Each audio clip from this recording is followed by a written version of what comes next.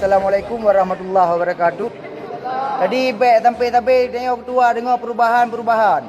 Uranya tengok dalam parlimen Dewan DPRK Aceh Timur perpuluh tu. Uranya tengok sampai garor hana kompak. Contoh dah pegah uranya rapat. Baik tanggak terpilih rapatnya. Baik tak lagi bak gop. Nah yang pernah Bupati hana ajak Dewan bubar. Tapi orang yang empat, orang yang pedagang kesepakatan dari kita yang 20 yang empat.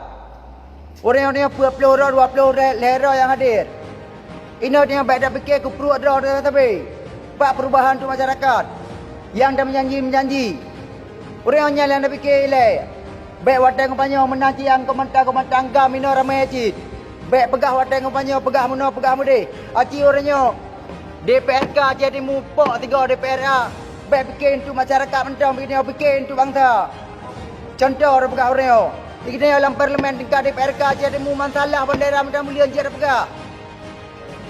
Orang yang baik dah dengar perintah Jawa yang mentang. Kita dari Partai Aceh orang bantu partai yang dari Aceh harum sekong. Putra yang kaya janjikan orang. Paduk teng kadame orang baik sabe tengok haba bangai sabe.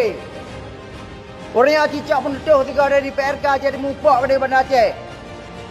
Benar je kita kandung-kandung dengan kabut biaknya orang yang budak fikir cik baik fikir tengok perubahan bajet tapi pen tengok kungkurnya je hana.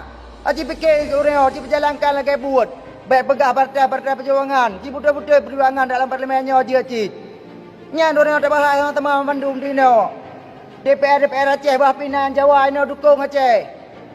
Yang punya masalah tapi bajet pen lebih je kena. Pada ayat dia putar. Hanayum. Aci fikirnya let's go. Nya yang perlu maklum. Dan menanti rakan-rakan ramai.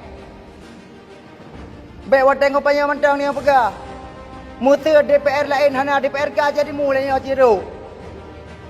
Teruk DPRK jadi mu Bandar Aceh pok. So yang mak hukum. Orang tengok gaduh balaleng dengan peng luar bel herbel.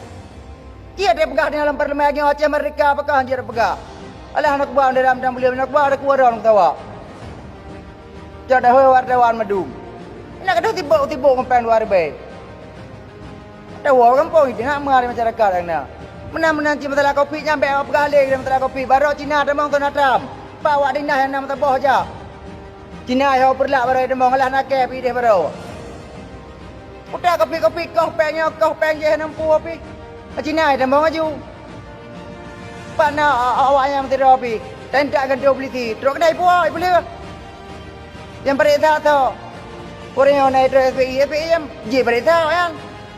Aci tengok DPR le berdegah bampu peluh tu. Tumpu asyik dia berlaku. Ya ponyo hana tingkrang poje hana tingkrang poje tingkrang draw le. Kabeh tingkrang draw baru. Yang dari ilung tu. Assalamualaikum warahmatullahi wabarakatuh.